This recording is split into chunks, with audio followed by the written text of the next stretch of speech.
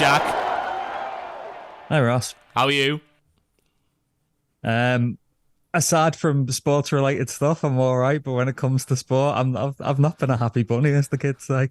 Now, I've broken down the little audio clip that was released last night, as we're sat here on Wednesday, the 4th of October, into little chunks that we can go through bit by bit. But just to get you, like, the juices flowing, I just want you to just let rip for a minute or two, get it all off your chest, and then we'll have a nice civilised discussion from there on out. Excuse me, I've got a cold. I mean, VAR aside, that is the worst refereeing performance I've ever seen in my damn life. Gee, like, I am the kind of fan that can accept a defeat. And I like to think that when when Liverpool are defeated, I'm not one of these who are just like, oh, well, the only reason the other team won is because Liverpool were crap, as opposed to the other team were good. That's not the case this time, because I felt that with 11 men and even with 10 men, we were much better than Spurs. And all this talk afterwards, Ange Postecoglou's men on a march. No, because they needed a last-minute own goal against 9 men to win. But that aside, and the celebrations on the pitch, come on, bringing your kids on like you won the cup. Anyway, I can't get over that refereeing performance all across the board. Like, for Simon Hooper, he ruined the flow of the game, regardless of the VAR decisions. He was such a card-happy ref, it was ridiculous. Liverpool ended up with 8 yellows and 2 reds. We've now had 5 reds this season. Before this season, we'd had 3 reds in our previous 168 games. How you can't overnight go from having the best disciplinary record in the league to the worst. Well, I think that's symptomatic of the entire league. Like, the way they're dishing out yellow cards for anything and everything now, it's a joke. Yeah, exactly. And I mean, some of these decisions, like the Curtis, before we get into the meat and potatoes, which is obviously the VAR thing, I need to rant about the whole thing. The Curtis Jones decision, I can see why it was a red.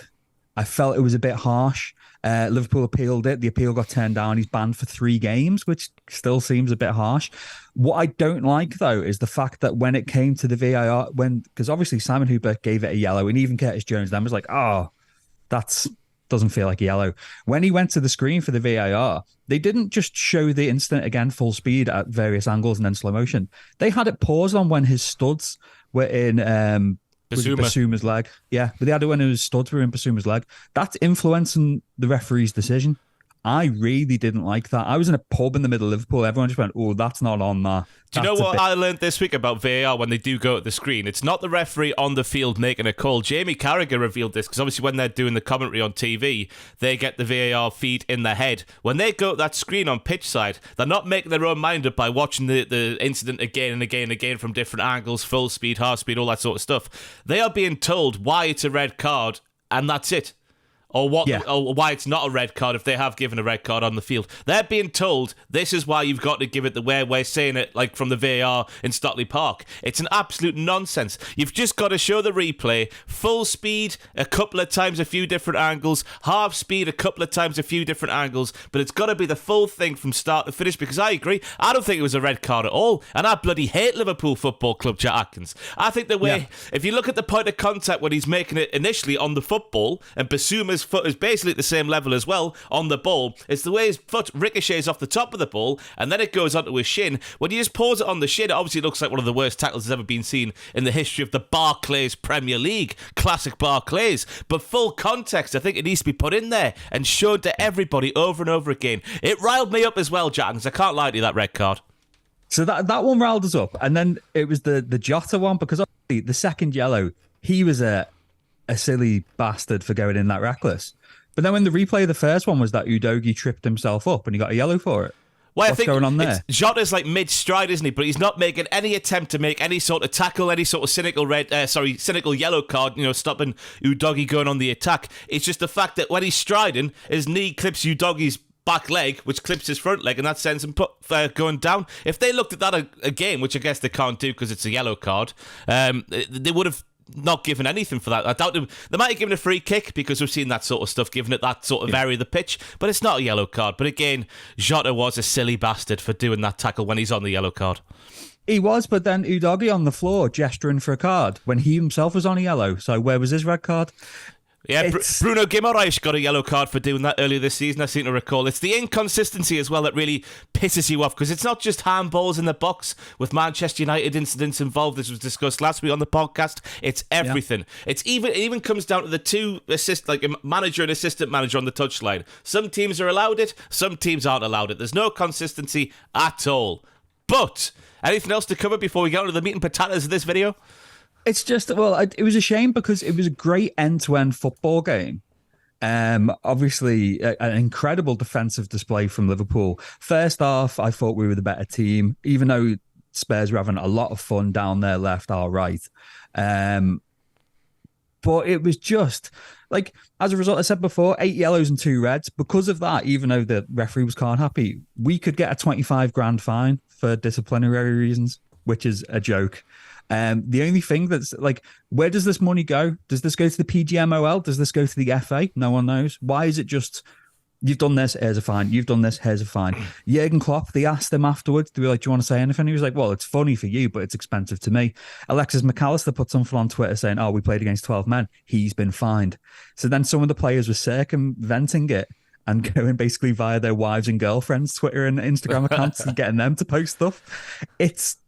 I tell you what, though, I did enjoy the way Klopp dealt with that question, because it is right. They always get, heat of the moment just after the full-time whistle in for an interview to share their views. And when they share their views, I think Paul Heckingbottom, when he was away at Spurs as well with their decision to Sheffield United, he's the only one who didn't get fined, I think, if I'm right in saying. Because they always say something, and no matter, just give an honest opinion, and you can all just see it's right, and they're validated in what they're saying. They always get a fine. But Klopp, as we're sat here on the 4th of October, has completely ruined that today by saying, oh, the game must be replayed.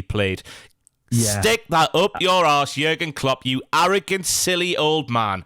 If that's getting replayed, every single decision in the history of football that we've got wrong needs to be replayed. Why do you think he's so special, eh? Knobhead.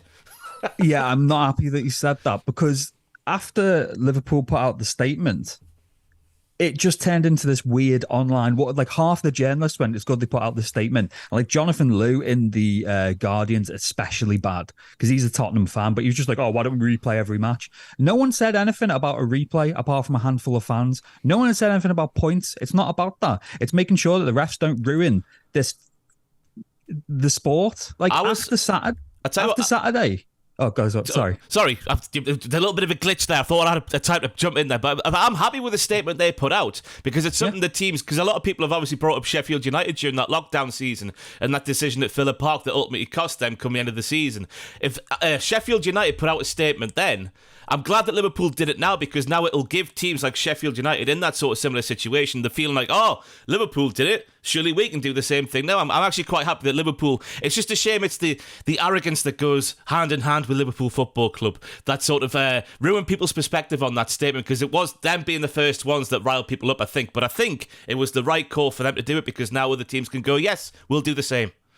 Like if we didn't stand up, who was going to? Yeah. Like what were we meant to do? That a lot of people are just like, oh, just take it on the chin and move on. No, like until, like I said, when Klopp said a replay, I was like, don't say that. Yeah, going to undermine everything. Yeah, but it's a case of no. Why are we letting referees with main character energy ruin this sport? Like after Saturday, I put in our work chat, because I usually don't use the work chat outside of work hours, but I was just like, I want to see what people are saying. I was honestly, if it wasn't for this podcast, I was saying to my mates, like, I think I'm done with football. It's like, I think I'm done. I was saying to Sean, I was like, I might like properly get into cricket or something. I was just like, because all we do on this podcast, even when it's not involving Newcastle Liverpool, we're just saying about the referees are ruining this game. And then, especially for us, like, we've seen in the past couple of seasons Liverpool lose championships by a point, and we were robbed of maybe a point, maybe 3 points on Saturday. And if it could say in some kind of magical world that next May it comes to, after every minute of football's been played, City and Liverpool are neck and neck on points at the top of the table, and City win it on some kind of disciplinary thing, it's what do we do? I mean, obviously, scrap VAR. That's what we do, Jack Atkins. Because my main takeaway from this is that VAR is obviously not doing the job it was brought in to do, but it's also just opening up refereeing decisions to several more layers of human error on top of what is already a human error. Like the offside call by Simon Hooper for the goal, which we'll get on to now, that's a human error. If that's the only human error, I've had a lifetime of that. You go back to England's goal against Germany in 2010. There's countless things. Czech Tiote scores this wonderful goal against Manchester City. It's one human error. You can accept that because we all make mistakes. It's when that human error is then human erred, to make a verb again, on top of that, and then on top of that with the assistant referee, and then we have the instant replay fella, who I've got his name written down here, Mo Abbey. He deserves a medal, so he does, because he's the only guy who is calling out this bollocks. But we'll go through things step by step. Now, it's just the fact that VAR is implementing this technology in a way that opens up refereeing calls to several more levels of human error, which I can't get my head around. It's technology. It's meant to take out the human element, surely. Well, I'm sure I read that, obviously, the different VAR that they trialled it was at the Men's World Cup last year, which is semi-automated rather than having the human thing to it. Apparently, the PGMOL said, "Oh, we're not using that." I was like, why not? They just want to, they don't care about the integrity of the game. They only care about themselves. This is the final thing for me. We've said so much on this podcast. Referees deserve to be able to do their job without fear of harassment, which is fine, of course. But I have no respect for them or the organisation, because they're just like, you need to respect us. It's like, you have to earn respect. Yeah, and it's stuff like this incident which, again, puts doubt in your mind for every other call that VAR's made in the history of the bloody thing. But also, you couple it with Mike Dean saying what he said a couple of months ago. It just, none of it looks good when you all piece it together. But anyway, we'll break it down, because everything was going along fine with Diaz's disallowed goal. The 2 D-line had been drawn, had been put on the boot of the last Spurs defender. Everything was going fine. But then the wheels came off the entire situation when Darren England, the VAR referee, he says, check complete, that's fine. Perfect. When he thinks, in his mind, he's confirming that Diaz was offside, the on-field call. Well, in reality, the on-field officials had given the offside, and he confirmed. I've just got mixed up my own head there. He's confirming the onside, but the on-field call was offside, which he was confirming without realising it. That's the right way round. I'm getting a little bit of a cold brain here. But first and foremost, why are they allowed just to say check complete? Why is it just that? Why is it not check complete? I can confirm that was onside. I can confirm that was offside. Leave nothing to doubt. No stone unturned. Why is it just check complete at the end of the call? Well, it usually is anyway, isn't it? And the other thing as well, that, because like I said, watching it in the pub, when it got ruled out offside, we thought, oh, because again, like you said, human error. If it's just a linesman thinking, I'm not too sure, you can deal with that. But then we brought in this technology to clear it up. As soon as you showed the replay, we went, he's a mile onside. The whole pub cheered. But they didn't draw the lines for the first time ever. They didn't even bring up the little purple thing saying VAR checking decision. They just went, okay. And everyone was like, what's happened there? You could see with the naked eye that he was a mile onside. I think it's weird how they did draw the lines in real time, didn't they? Because we heard the audio of them drawing the lines, moving to the back foot of the player. But the fact they didn't show it on TV, that was weird, yeah. That was very weird. There was a bit, I don't know if you saw, because one of the people who's been really sticking up for Liverpool for all this has been Mark Goldbridge, of all people. Did you see him and Ben Foster talking about it? And Ben Foster's not happy about it. No. Because he was saying that at half time, he's saying there was one replay of it, because usually we're in the era of content. Any little decision in a football match gets replayed and replayed and replayed, talking points on Twitter for newspapers, etc. They replayed it once. Didn't show the pictures again. Didn't really talk about it on commentary. And then at half time, Ben Foster's words, 10 seconds before they kicked off again, they went, oh yeah, there was an offside. And Ben Foster said that he thinks PGMOL have said to Sky, don't talk about it. We've cocked up. Don't talk about it. Which him and Goldbridge have said they've worked on that side of the media, and they do have maybe not influence, but there are words, etc. Blah, blah, blah, blah, blah. Is this a bit tinfoil hat? Maybe. But if so, why are they so impervious to scrutiny? Yeah. It's just something smelt fishy. And obviously, we're Liverpool fans. We do have a sense of entitlement, It comes with being, the most successful team in the history of the country. But even then, it's obviously, as a city, whether football fans or not, we just don't take crap. We don't take crap. If something's fishy, we call it out, and it rubs some people up the wrong way, but it doesn't matter. And again, obviously, it had to happen to us. We're not a popular football team with people who don't support us, but for the millions and millions around the world who do, obviously they love us.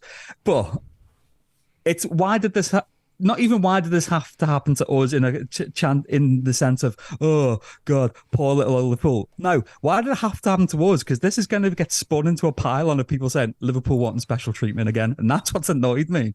Well, it would have done until Klopp opened his mouth today. He's the one that's ruined it for everybody. Oh, we need a replay. Shut up, Jurgen. Yeah. Because I think you were justified in putting the statement out. It is just a shame you were the first one, because again, that comes hand in hand with entitlement and arrogance and all that sort of stuff. But you were right in doing so. But the next bit of the saga is Mo Abbey, the replay fellow, we'll call him. He's the one who's moving the footage backwards and forwards and whatnot and changing the camera angles. He's the first one to realise what happens just as Spurs are kicking off from the offside position, if you want to call it. He says, wait. The on-field decision was offside. Are you happy with this? Then we have Daniel Cook, the assistant VAR. He says, yeah, what? Offside, goal, yeah. This man is a Neanderthal who doesn't have a clear grip on the English language. But then he says, that's wrong, Daz. His pal Daz. And then Darren England, who is the lead VAR official once again, realises what's going on, and he lets out a massive OFUCK. He knows what's happened.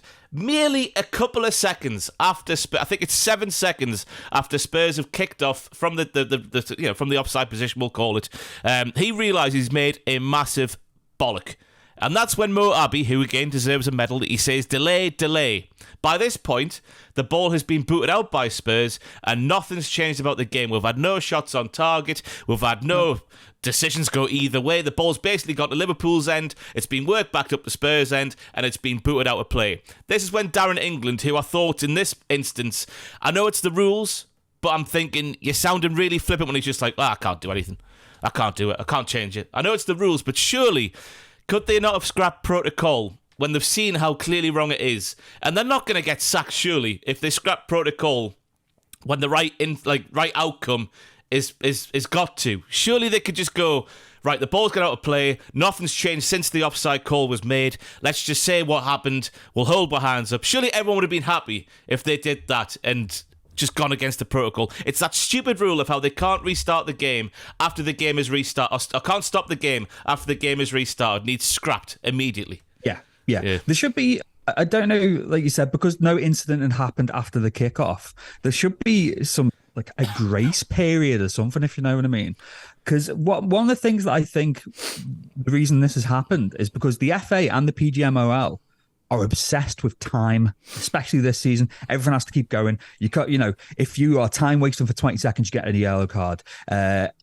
We're having games that are having 10 minutes of added time. If you're getting injured, get off the pitch. We need the game to keep going. It's like, no, sometimes you do have to slow it down a little bit. You've got to look at it. And we've ended up with a cock-up like this. Obviously, well, outside of that, you're saying that Darren England and Dan Cook shouldn't be sacked. After it came out that 2 days beforehand they were officiating in the United Arab Emirates, they should be sacked. That surely is a conflict of interest. The fact that the PGMOL are allowing this, that's not right. Not anything to do with the league itself. Some people have said, oh, well, it's a conflict of interest because, the UAE have interests in Premier League teams. Nothing to do with that. If you're if you're refereeing a league in a different country with a different set of rules, etc., and different protocols, how are you meant to juggle those two things when you can barely do it well in the Premier League?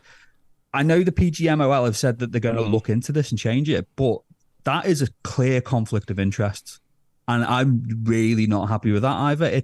And Howard Webb, sack him.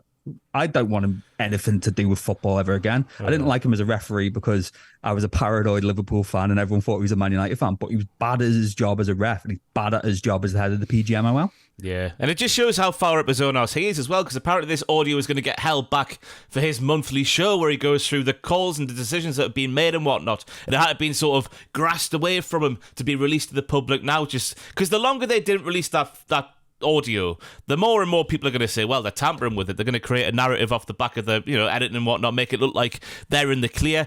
But if it's just to play devil's advocate, and I was saying like they shouldn't be sacked like if they went against protocol. I'm not saying they should probably be sacked and never allowed to VAR a Premier League game ever again after what happened in this one.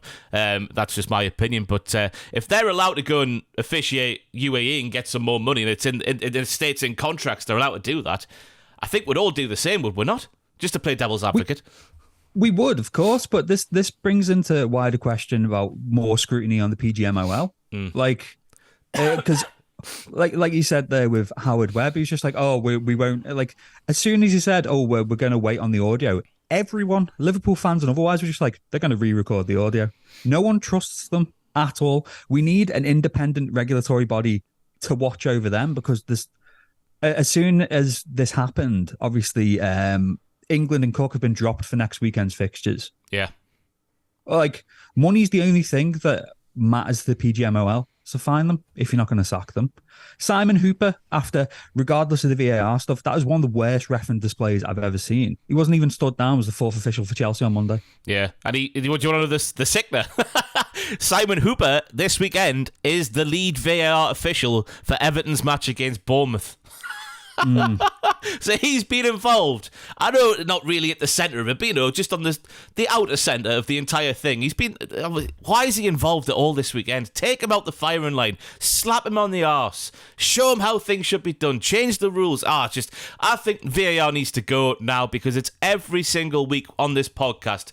We're not talking about the football, we're talking about the refereeing. Whether it's incidents like the Luton handball last weekend, where the ball hits the lad against Wolves, where it hits him on the foot and on the arm, and it says in the rules, if that happens, it's not a penalty, but they give a penalty anyway. It's bollocks like this. VAR needs to go. I can accept human error from one guy, the official on the pitch, but when it goes above that, it's done. It needs to be reworked completely. It's just not fit for purpose. It's not doing the job, because I know it was brought in because of officials making cock-ups on a big scale and clear decisions not being made, so this is why it was brought in, but these things are still happening, and the fact it's not rectified anything, it just needs to go away until it's fit for purpose, because it clearly isn't as it is now. Well, no, I mean, even if it was a case of making it semi-automated, because look at goal line technology, there was Hawkeye, and what was the other one? When they were messing with a few of them anyway. And there was one that involved having the referees on the line, but that's mainly automated, and there's been no problems with that. Even when was at Liverpool City a couple of seasons ago, when the ball was over the line apart from about 2 millimeters. Even then, you're just like, oh, but it's a binary. It's in or it's off. That's what it's saying. That's what it's shown. Yes or no.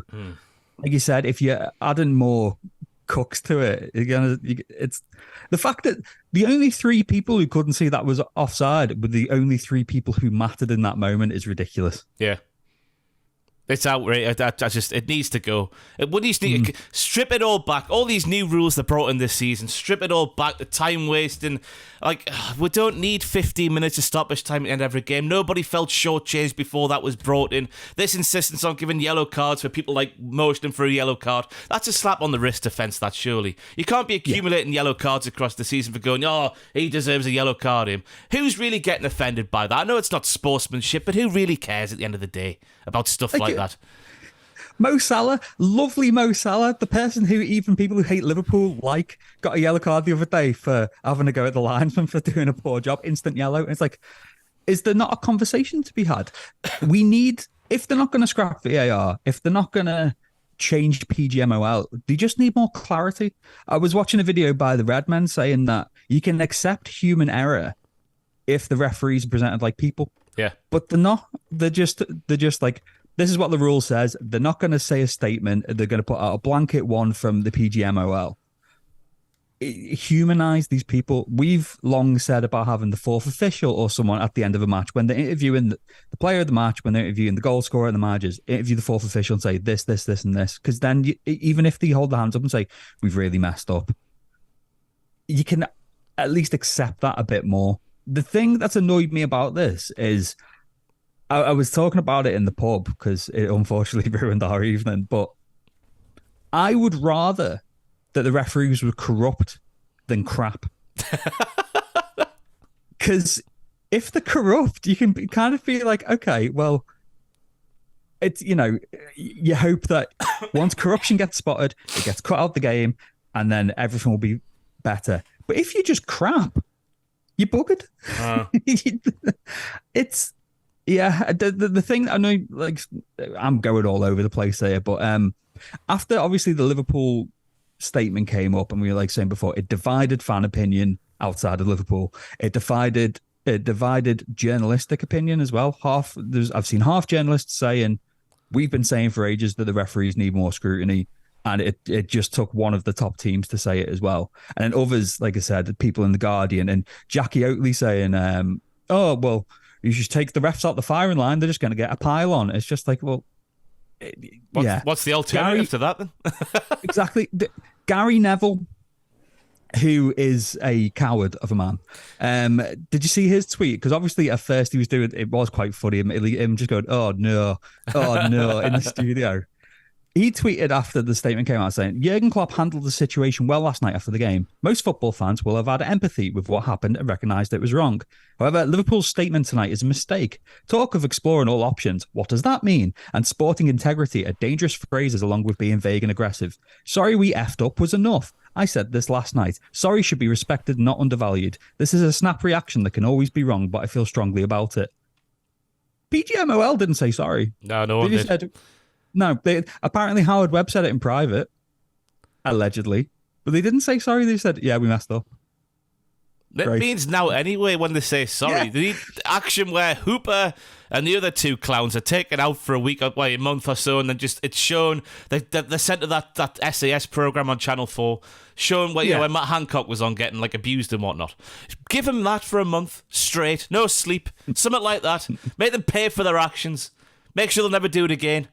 I was learning about a haunted house in America, Jack Atkins, where people have to sign a 40-page waiver or something because they're going to get abused, have like teeth pulled out with no anesthetic. But if they survive for 8 hours, they win $20,000. So it's not even really worth it when you think about it. But they need to be sent to places like that when they've had incidents like this, because that's the only way they're going to learn and the only way they're not going to do it again.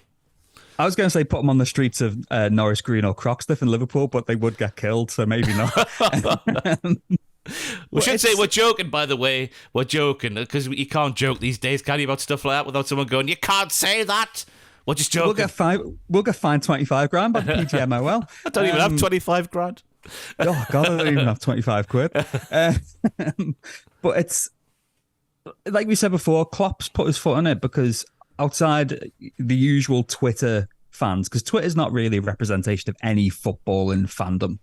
No one was calling for points. No one was calling for a replay.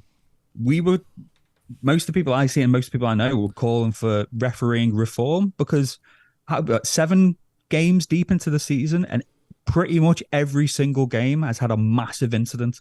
Yeah. Where we're talking, like you said before, we're talking about the refs, we're not talking about the football. And it's just not fun. No. It's just not fun anymore. And there is a little bit, I know it's obviously heartbreaking at the moment, but you do eventually get over it. And a large part of football, growing up for us, it was the referee on the pitch getting something wrong and you getting a moan at it. And then everyone going, oh, right, Rennie? What an arsehole. Setting off Alan Shearer. Aston Villa home, 99-2000 season. All he did was back in. No elbows or anything. But it all evens itself out over a season. We all get our chance to moan. But it's just the fact when it shouldn't be happening and it's still happening. It's not fit for purpose. And as you say, it needs reform. Anything else to cover before we go away? I need to apologise, by the way, for this not being a full Holding Give Football podcast this Wednesday, but I, like the rest of the office of Cultaholic, have got the flu. Kayla's got the flu next door. I feel like a sack of you-know-what today, Jack Atkins. I feel wonderful here in my Liverpool home. All I'm going to say, this isn't for the football podcast, but was it the video editors who brought the cold in? Because it usually is. Yeah, I think they all went out together on Saturday night and then brought it into the office, and it's been passed on. I mean, I was in the same establishment as them, but with a different group of people. So maybe it's me. I've just caught it off there as well. Just don't go to Rise in Newcastle is what we learned apparently. Well, I mean, I'm 35 next month. If you see me in a club at all at this age, shoot me. Yep, but you'll be getting your flu jab soon, won't you? Getting me bus pass, can't wait. But it feels like you said, when we were a kid, you could deal with the fact it'd be like, oh, we've been robbed by a referee there. One will go our way later in the season. Let's have a moan about it tonight and then focus on the next game. But like, they've brought in so much technology and it's made it worse. Yep. Get it gone. Get it gone. Let us know what you think in the comments down below. I've been Ross Tweddell, joined by a pretty measured and considered Jack Atkins today. I'm surprised how you've held it together. Well, let's for the viewers and listeners a peek at how the sausage is made, because Ross, it's Ross's week off and he's full of cold. So the original plan was to do the proper podcast if we could, but Ross was rough, and I asked if we could just do another version where it's just me saying words that begin with C and F for about 10 minutes, because I have been very angry. Like, the amount of notes I've got on this is ridiculous. The amount of tweets that I bookmarked to come back to later, but sack Howard Webb. Do that. Yeah, get rid of VAR. Yeah, I just thought it was worth doing today because a lot of people on the FIFA streams, which are on the channel right now, and there'll be more later this week, hopefully, have been saying they're looking forward to hearing Angry Jack Atkins finally. So, yeah, there you go. You've heard him. We'll wrap it up there, Jack, unless you've got anything to say before we go. I'll let you have the final sentence on this wonderful occasion. Well, I hope that you feel better soon, Ross. Have an orange. That's what I always say. A bit of vitamin C. Do you right? And let's just hope football becomes fun again. It's Premier League anyway. It's just getting less and less fun. And this is a Liverpool who've been playing really well this season as well, and I'm still not really enjoying it. But hopefully, this is the first step. And we'll see you next week. I can't put any better myself. It's a sad way to end, but it's true. Sad but true, as them metallic men said back in the 1980s. We'll see you next week for the regular Holding Your Football podcast. I've been Ross, he's been Jack Atkins. Goodbye, everybody. I hope it was the 80s and not the 90s, or I'll never live that down. I think it was 91. No, it wasn't.